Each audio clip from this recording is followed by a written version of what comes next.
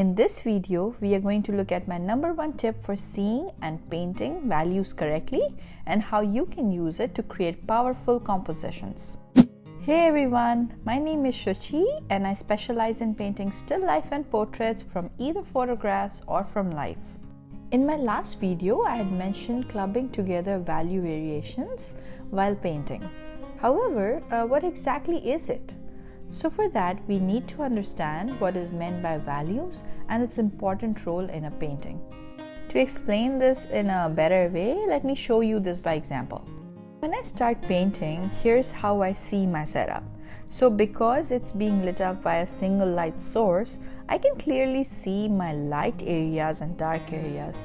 And if you see the screen right now, you'll see I'm just sketching out the outlines of where I see my shadow area and where I see my light areas. When we start painting, we see so many value variations, right? And so we end up trying to replicate all of those with bad results. And that is because we kind of stare at one area without seeing it as a whole. Now it's time to start painting. I usually start with a bit of drawing, but in this case I'm just going right ahead with my color areas. So here's how I start. I usually start with the light area, not the lightest. Do not create a color mix for the highlight, okay? After that, I look for the shadow shapes that we have discovered previously. You saw in the slide that I showed you. I will have some future videos to show you how to mix paint correctly. But for now, take your best guess on what the color is and start with that area. So while I paint, although you can see some color variations in my shadow area, I always think about the system as a whole. So I think about the shadow as one piece. So even though there are temperature variations in that small area, I always look at it as a whole shadow area which I need to create using that one dark color. My number one tip is to ignore these small value variations. And you will say it's simpler said than done, but here's how you do it. You squint. You squint till you stop seeing the small value changes and you see only large value shapes. Once I'm done with my shadow and my light areas, and sometimes I also do the transitions, I next focus on the background, which is also an important shape. If you see a lot of value variations in the background, for now just keep it simple. You will see me sweeping over the painting with my brush from time to time, and actually I picked this up from artist Daniel Keys, who mentions in most of his videos. He uses a brush and just goes over his painting and knocks off any area of the canvas that's receiving a glare. So I found that pretty useful, so that's what I kind of do in my paintings as well. So along with value variations, I sometimes also do temperature variations. So sometimes when I have an area of light, you'll see it has a lot of changes in temperature. But if you look at it from a distance, it will still look as if a same lit area or same light structure, but it has a lot of temperature changes. So I will talk about that in a different video altogether because it needs some discussion, but that's another thing that helps you with understanding the form better. As a beginner, I always found it difficult to see values clearly. So one of the ways to help with that is to take your photograph or just take out your phone and take a photograph of your setup and then view that in grayscale, like just black and white. That way the range of values are more clear. So values are what attracts our attention to a painting.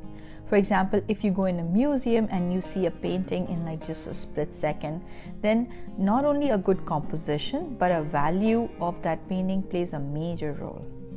So for every good composition, value is important.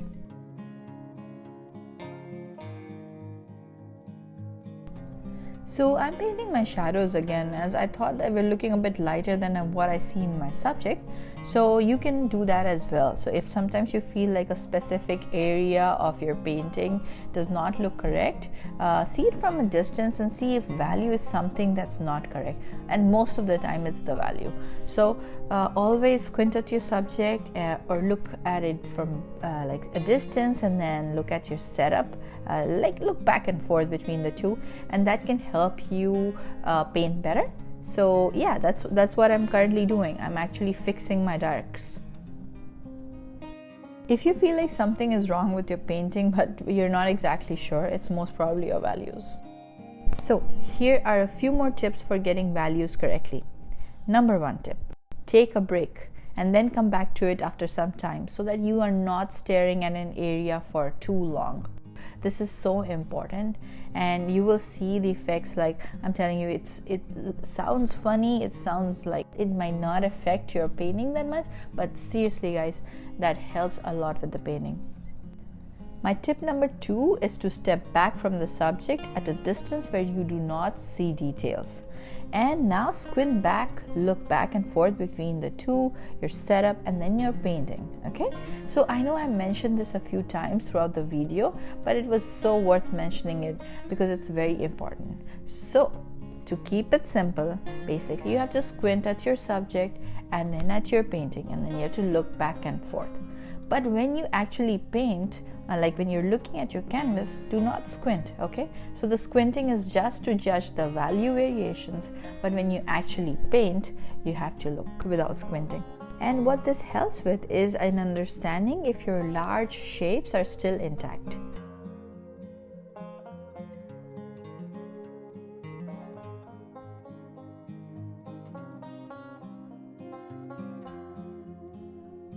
Now another thing I wanted to mention was, like sometimes when you go out to paint or you're painting where you see like there is such a bright color that you're not able to create on your palette, or there are darks where you're mixing in your darkest colors but you're still not able to get that dark.